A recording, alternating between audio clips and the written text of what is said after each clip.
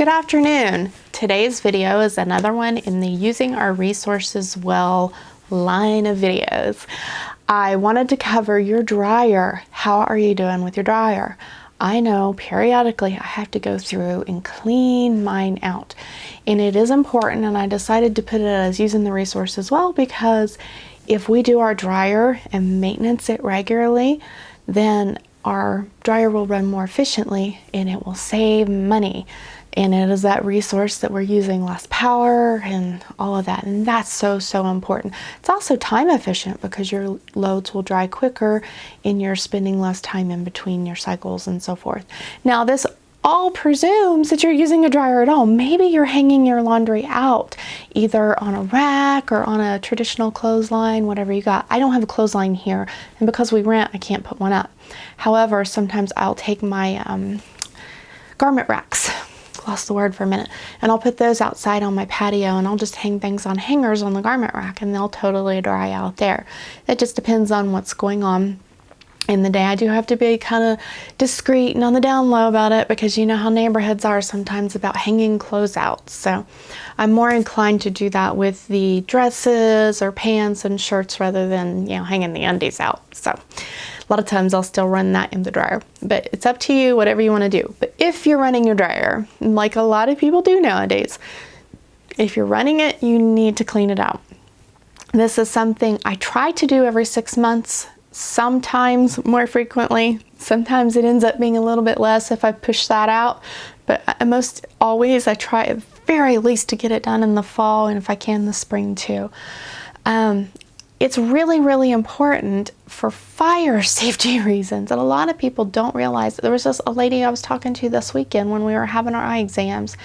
My daughter she's been watching all of these documentaries about safety and all sorts of things that she's learning, and she decided to start talking to the lady and talking about how it's so important to clean your dryer or you'll have a house fire. And the lady's like, really? I'm like, yeah, I guess a lot of people don't know that. So that dryer lint is like crazy flammable. In fact, it's one of the best tinders you can find. If you're packing your bug out bag, get some dryer lint in a baggie. It's great tinder.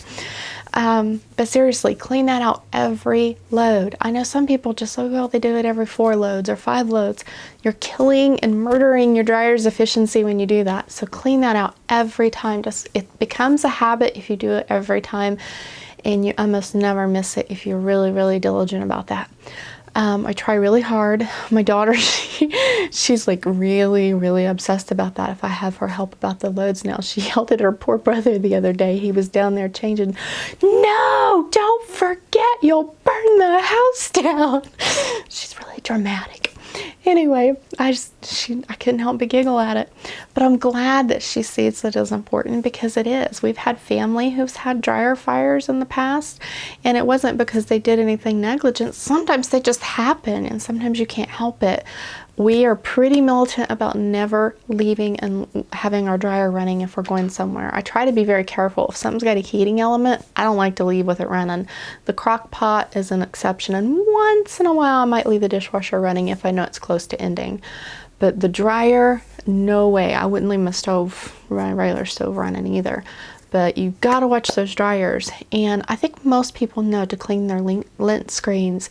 But what a lot of people don't realize, and the main reason I wanted to add this to my line of videos, is you need to also pull that out and then pull off the hose that you have, whether you have a solid metal one or whether you have those silver flexible type hoses for your exhaust on your dryer. You need to clean those out because a lot of lint builds up in those, and it murders your dryer's efficiency if they start getting really full. It won't output, and it just kills your drying time. The whole hose needs to be cleaned out if there's any buildup. The back of your dryer, you need to get one of those dryer brushes or appliance brushes that stores often sell. Get that thing up in there and get it cleaned out, and then clean out the whole length of the hose, and then the part of your wall where that exhausts to, clean that vent area out too, because a lot of lint can build up there. You'd be surprised how much. It looks like a small cat sometimes when it builds up, and if you let that go and you only do it once a year, it will definitely look like you have a small furry hairy mammal that's made residence in your dryer, it can be bad. So, and totally super, super flammable again. So multiple reasons to take care of that and not let that chore go to the wayside. Another reason, put that in your homemaking binder. If you're running a homemaking binder, put it on your calendar, maybe make a reminder in your phone, something. I know it's not a fun job, no one likes doing it, but it's really important. Whether you do it or your husband does it or what have you, doesn't matter. I do it. Either one of us can. It's not typically hard. Now, once in a while, because I've done things like replacing the roller kit on my dryer or the belt and things like that, sometimes I'll take my appliances apart, and if you happen to take your dryer apart for anything, it's a great time to clean it on the inside, because you'd be surprised how much builds up in there. There, on our dryer that we had previously, there was a little thermostat emergency cutoff switch that it had, and so much lint had built up around that. When I had it apart for a different reason, I was shocked how much lint has built up around that, and I'm like, oh my, that little switch was physically could not have made the contact to cut it off in the case of overheating. And I'm like, wow, you know, up on that inside you would think nothing would get to it, but you'd be surprised it can. So if you have the ability, take them things apart once in a great while. Now, that's not something I recommend you do every year, but if you're taking apart anyway, go for it.